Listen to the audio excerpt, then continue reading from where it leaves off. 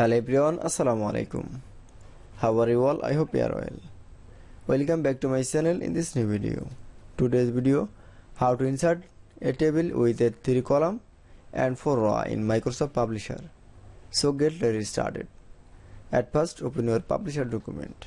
In this video I will show insert a table with 3 column and 4 row.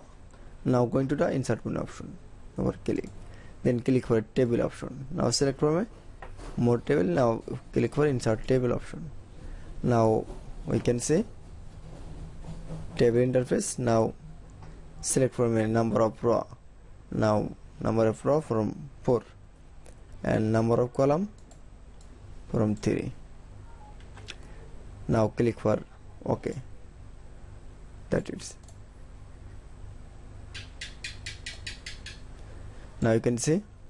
Now select from all row and column option. Now click for a border option. Then click for a all border. That is. Now you can see insert a table with 3 column and 4 row is very easily. I hope to enjoy the video. Please like, comment, share and subscribe my channel. Thanks for